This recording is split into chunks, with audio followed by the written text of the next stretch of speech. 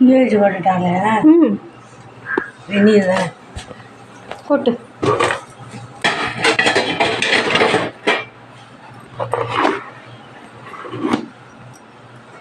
பார்த்து கொட்டு, இதில் இடிச்சிக்காத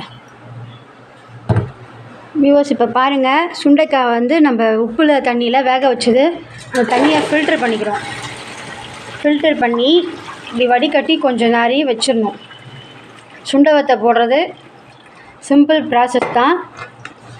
பட் அவங்க ரொம்ப பரம்பரையாக பண்ணிட்டு வரதுனால ப்ரொசீஜர் இது இப்படி தான் பண்ணுறாங்க.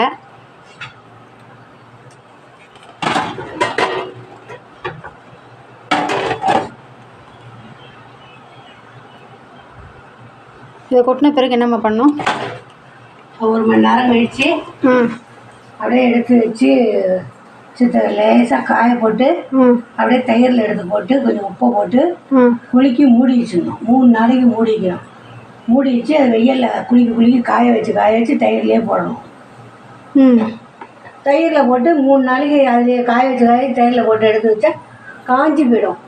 காஞ்சி போனாலும் எடுத்து ஒரு டப்பாவில் கொட்டி வச்சுட்டு வேணும் போது குழம்பு வைக்கலாம், பொரிக்கலாம், சுண்டைக்காய் பொடி பண்ணலாம், எல்லாம் செய்யலாம்.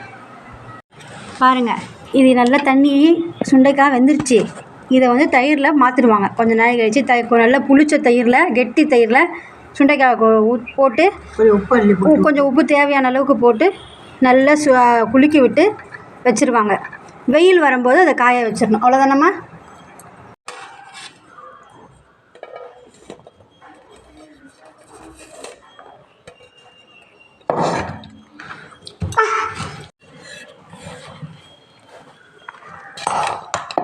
இது எத்தனை நாள்மா அந்த மாதிரி தயிரில் ஊற வச்சு பண்ணணும்? 3 நாள் 4 நாள் அவ்வளோதான். ஊற வச்சு 3ஆம் நாள் எடுத்து காய போட்டு மறுபடியும் அது தயிர்லேயே போடணும். 4ஆம் நாளும் அந்தமாரி காய போட்டு தயிர்லேயே போட்டு குலுக்கி விடுவோம். தயிரும் காஞ்சி போயிடும், சுண்டை வத்தலும் காஞ்சி போயிடும். ஊற வச்சு மூடி வச்சுட்டு 2 நாள் தான் காய வச்சு இதுலேயே போடணும்.